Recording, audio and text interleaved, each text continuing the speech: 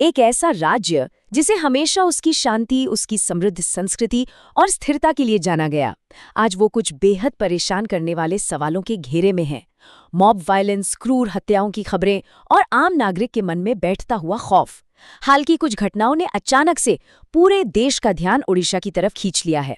इस विश्लेषण में हम सिर्फ ऊपर ऊपर से सुर्खियां नहीं पढ़ेंगे, बल्कि हम उन रिपोर्ट्स, डेटा और आधिकारिक बयानों की गहराई में जाएंगे जो इस वक्त ओडिशा की जमीनी हकीकत बयां कर रहे हैं। तो चलिए बिना किसी देरी के इस मुद्दे की तह तक जाने की कोशिश करते हैं। देखिए, यहाँ एक बहुत ही स्पष्ट विरोधाभास या कहें एक कॉन्ट्रास्ट उभर कर आ रहा है। एक तरफ हमारे पास ओडिशा की वो ऐतिहासिक छवि है, भारत के सबसे शांत राज्यों में से एक।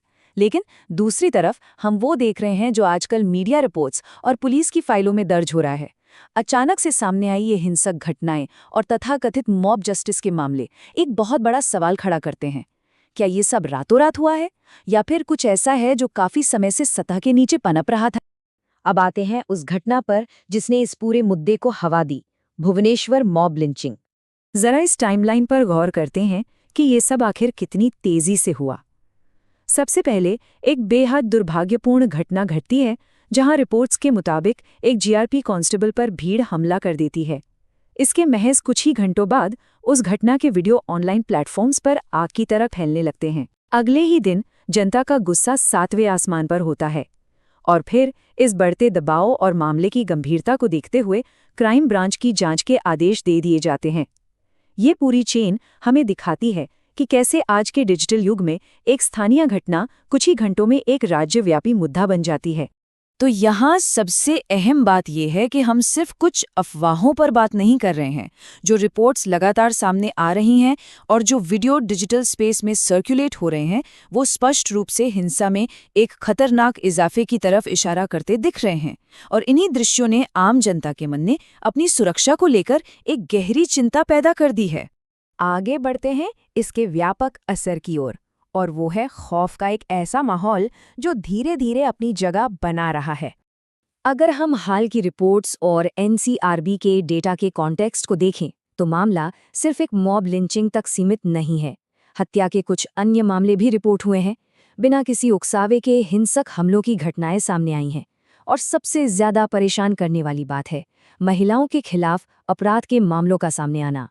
इन घटनाओं ने भुवनेश्वर और कटक जैसे प्रमुख शहरों में बुनियादी सुरक्षा पर गंभीर सवाल खड़े कर दिए हैं।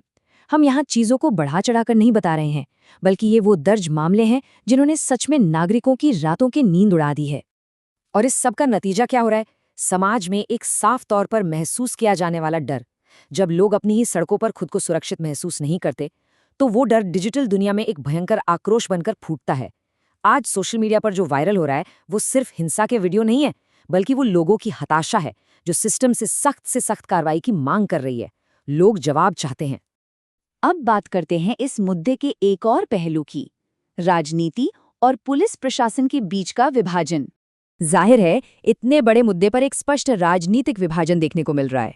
एक तरफ विपक्ष का सीधा आरोप है कि सरकार कानून व्यवस्था को संभालने में पूरी तरह से फेल हो गई है और ये सारी घटनाएं प्रशासनिक लापरवाही का ही नतीजा है।